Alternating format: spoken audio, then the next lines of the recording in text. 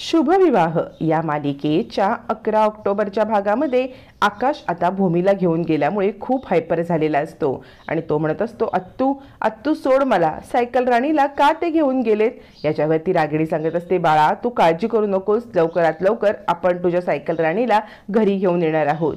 आणि त्यानंतर आकाशचं लक्ष सोनलकडे जातं।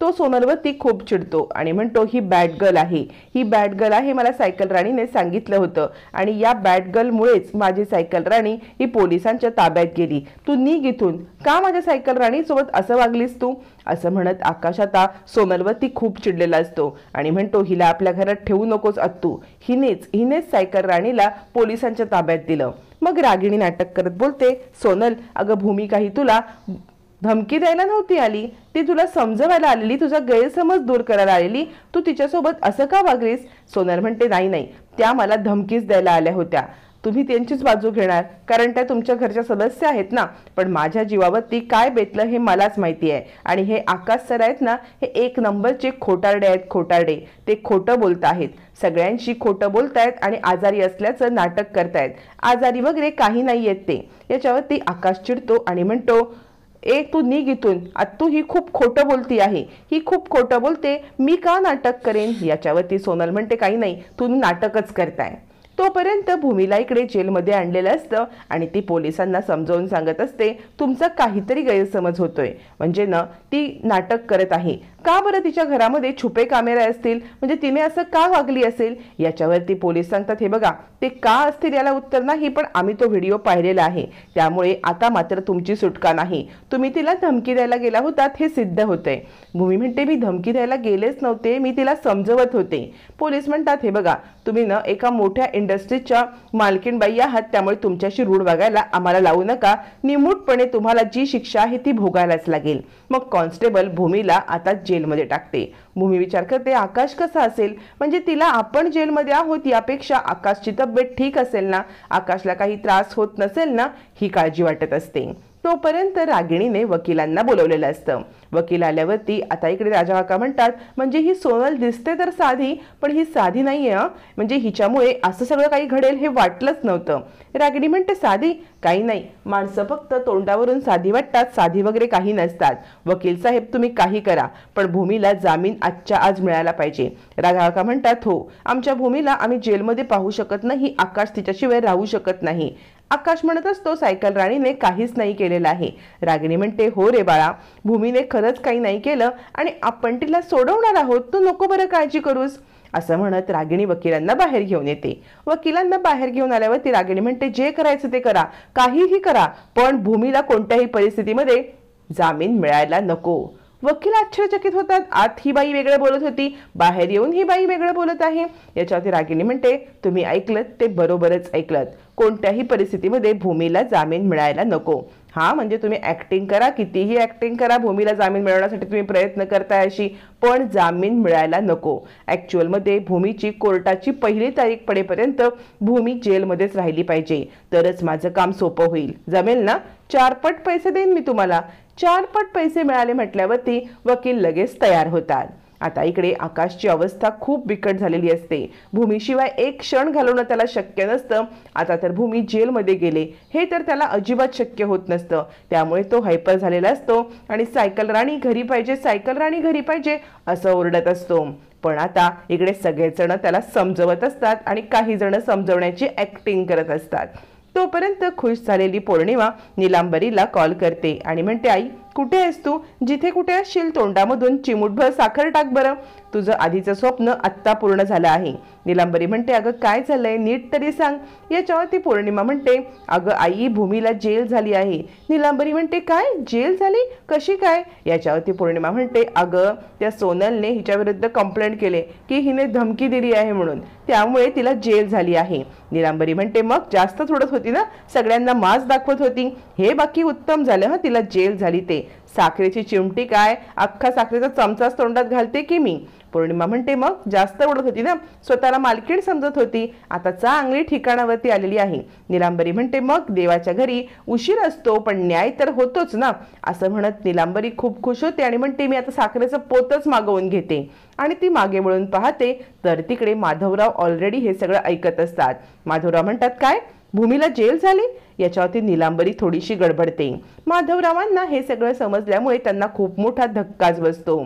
इकडे भूमी जेलमध्ये असते आणि जेलमध्ये असताना ती विचार करते की आकाशची तब्येत कशी असेल, मी इकडे आहे, आकाशला काही झालं नसेल ना. आणि म्हणून ती लेडी कॉन्स्टेबलकडे मोबाईल मागते आणि म्हणते मला फक्त एक कॉल करू द्या, पण ती काही द्यायला तयार नसते.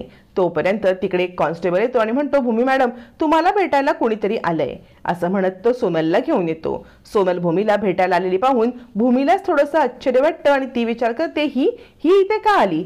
तोपर्यंत रागिणी आणि सगळेच जण आता कारमध्ये असतात. भूमीला सोडवण्यासाठी सगळ्यांची धावपळ चालू असते. रागिणी मात्र ऍक्टिंग करत असते. कारमध्ये असताना राजा काका पण असतात, आकाश पण असतो. मग भूमी वकिलांना म्हणते वकील साहेब तुम्हाला मी सकाळी जे काही सांगितलं लक्षात आहे ना, मी सांगितलेलं काम अगदी चोख झालं पाहिजे हा.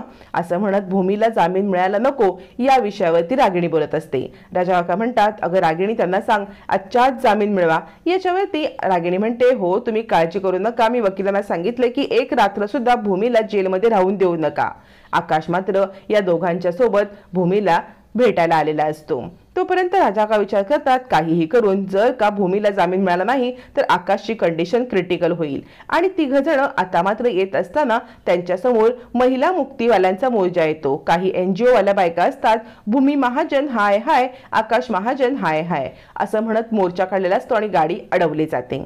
तोपर्यंत इकडे आता सोनल सांगत असते भूमी मॅडम तुम्ही मला न्याय मिळवून दिला नाही. जर का ऑफिसमध्येच मला न्याय मिळाला असताना तर मी हे सगळं केलंच नसतं. याच्यावरती भूमी म्हणते सोनल तू किती पोहोचलेली आहेस ना हे मला कळलं. काय ग तू असं का वागलीस? सोनल म्हणते मी काही नाही वागले. जर का ऑफिसमध्येच आकाश सरांवरती बॅन आणला असता, त्यांना ऑफिसमधून काढून टाकलं असतं तर मला हे सगळं करायची गरजच पडली नसती. पण तुम्ही ऑफिसमध्ये कोणतीही ऍक्शन घेतली नाहीत त्यामुळे मला हे करायला लागलं. असं म्हणत सोनल आता भूमीला आकाशला काढून टाकण्यासाठी किंवा आकाशला ऑफिसमध्ये बॅन करण्यासाठी सांगत असते. भूमी सांगते आकाशने काहीही केलेलं नाहीये, तो निर्दोष आहे, त्याला बॅन करण्याचा प्रश्नच येत नाहीये, तू सांगून कोणीही बॅन करणार नाही. याच्यावरती सोनल म्हणते भूमी मॅडम चुकताय तुम्ही, आकाश सरांनी जे केलं माझ्या बाबतीत ते चुकीचंच होतं. एक मुलगी म्हणून माझा विचार करा. भूमी म्हणते तुझा विचार करायला ना मला तुझ्याबद्दल आता सगळंच कळलेलं आहे. काय ग तुला माहिती होतं का आधीपासून की मी तुझ्या घरी येणार आहे म्हणून? याच्यावरती आता सोनल गडबडते. भूमी म्हणते कोणती सभ्य मुलगी, घरामध्ये छुपे कॅमेरे लपवून ठेवले, तुला आधीपासून माहिती होतं मी येणार आहे? असं म्हणत भूमीने अचूक पकडलेलं असतं.